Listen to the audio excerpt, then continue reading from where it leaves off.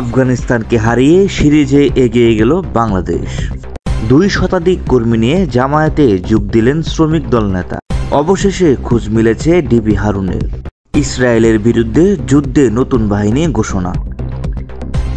2 opener Tanzid Hasan Tamim ও পারভেজ হোসেন ইমনের জোড়া half সেঞ্চুরিতে আফগানিস্তানকে 4 উইকেটে পরাজিত করেছে টাইগাররা।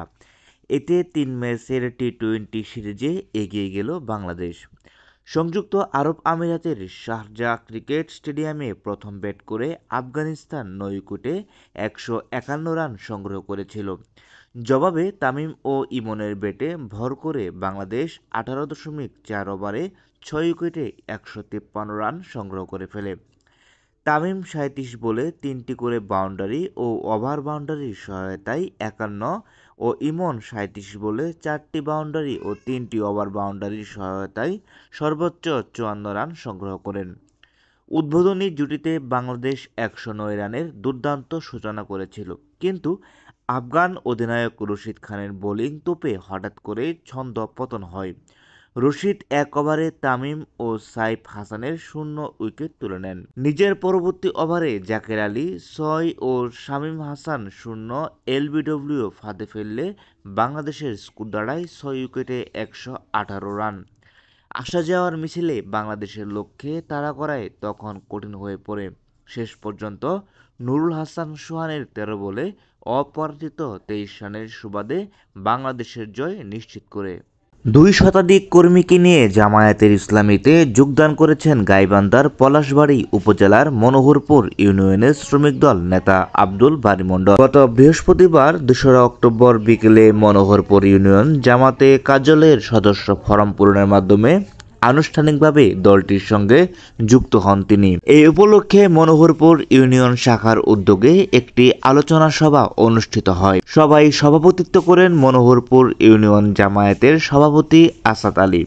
এতে বক্তব্য রাখেন গাইবান্ধা 3 পলাশবাড়ী থেকে সাদুল্লাপুর জামায়াতের একক প্রার্থী অধ্যক্ষ নজরুল ইসলাম লেবু মাওলানা এবং বাংলাদেশ শ্রমিক কল্যাণ ফেডারেশন জেলা সেক্রেটারি আব্দুল হাসান। ওরা জানায় আব্দুল বারী মণ্ডল প্রায় 15 বছর ধরে বিএনপির রাজনীতির সঙ্গে যুক্ত ছিলেন। তিনি পলাশবাড়ী উপজেলা শ্রমিক দলের যুগ্ম আহ্বায়ক এবং মনোহরপুর ইউপি সদস্য হিসেবে দায়িত্ব পালন করছেন।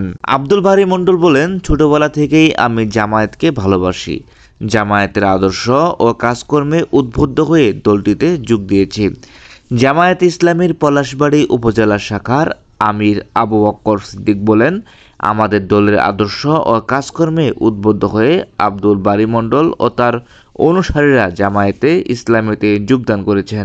ছাত্র জনতার গণ অভ্যুত্থানের পর আওয়ামী লীগ সরকারের পতনের পর দেশ ত্যাগ করা ঢাকা মহানগর পুলিশের গোয়েন্দা শাখার ডিবি সাবেক অতিরিক্ত কমিশনার হারুনুর রশিদকে ডিবি হারুন এবার আমেরিকার টেক্সাসের উডল্যান্ড শহরে থাকা খবর পাওয়া গেছে। অভিযোগ রয়েছে তিনি দেশের অর্থ লুটপাট করে সেখানে বিলাসবহুল জীবনযাপন করছেন। অস্ট্রেলিয়ান প্রবাসী এনসিপি নেত্রী দিলশান নালা পারুল তার ফেসবুক পোস্টে প্রবাসীদের সতর্ক করা থাকায় আহ্বান জানিয়েছেন। ইসরায়েলের টানা সামরিক অভিযানে ফিলিস্তিনের গাজা উপত্যকা এখন পরিণত হয়েছে এক মৃত্যুপুরীতে। দখলদার বাহিনীর নির্বিচার হামলায় প্রতিনিয়ত শত শত মায়ের বুক খালি হচ্ছে। ধ্বংসস্তূপ, লাশের স্তূপ, শিশুদের কান্না আর মায়েদের হাহাকারে গাজার প্রতিটি কোণ আজ মানবতার করুণ দৃশ্যের সাক্ষী। ইসরায়েলের ছোড়া প্রতিটি বোমা, প্রতিটি গুলি যেন মানবতার হৃৎপিণ্ডে আঘাত হানছে, যা একসময় ইসরায়েল ঘনিষ্ঠ রাষ্ট্রগুলোর তীব্র নিন্দার মুখে ফেলেছে। বিশ্ব আজ ইসরায়েলের নৃশংসতার বিরুদ্ধে এক কাতারে দাঁড়িয়েছে। জাতিসংঘ সাধারণ পরিষদ অধিবেশনে বিশ্বের বিভিন্ন দেশ ইসরায়েলের এক আগ্রাসনের তীব্র নিন্দা জানালেও গাজায় ধ্বংসলীলা থামছে না।